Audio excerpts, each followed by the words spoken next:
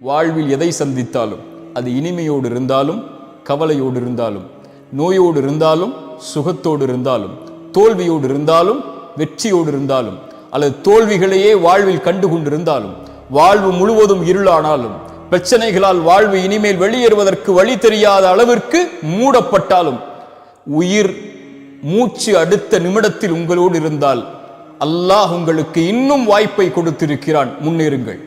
எதையும் வாழ்வில் ஜெயித்து விடலாம்.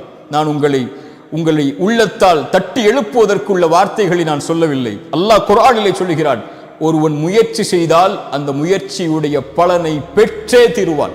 அது உலக காரியத்திலும் சரி, மறு உலக காரியத்திலும் சரி. இந்த உலகத்தில் இருக்கக்கூடிய மனிதர்கள் முடிவை பார்க்கக்கூடியவர்கள். வெற்றி அடைந்தாயா என்பதைத்தான் பார்ப்பார்கள். அது ஒரு முஃமினுடைய இலக்கல்ல. ஒரு முஃமினுடைய இலக்கு எல்லா காரியத்திலும் முயற்சி மட்டும்தான்.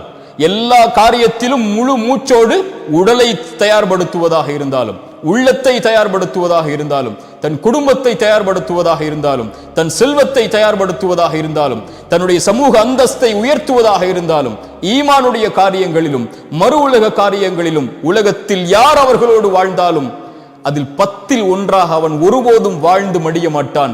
உலக வாழ்வில் இருந்து அவன் கண்ணை மூடும் போது எல்லோர்களை விடவும் அல்லாஹ்விடத்திலே நான் மேன்மையானவனாக, இறை நம்பிக்கை கொண்ட பலமான உறுதியோடு வாழக்கூடிய, அல்லாஹுடைய கதரை உள்ளத்தாலும் உடலாலும் மனதாலும் ஏற்று வாழக்கூடிய இறை நம்பிக்கையாளனாகத்தான் அவன் வாழ்ந்து மறைவான் என்று இருக்கக்கூடிய இறை நம்பிக்கையாளர்களை அல்லாஹ் நேசிக்கிறான்.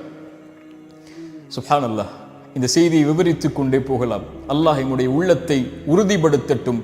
இப்படி பலமோடு வாழக்கூடிய இறை நம்பிக்கையாளர்களாக அல்லாஹ் எம்மை ஆக்கட்டும். மன உறுதியோடு உடலாலும் உள்ளத்தாலும் செயலாலும் சிந்தனைகளாலும் எண்ணத்தாலும் வாழக்கூடிய இறை நம்பிக்கையாளர்களை அல்லாஹ் நேசிக்கிறான்.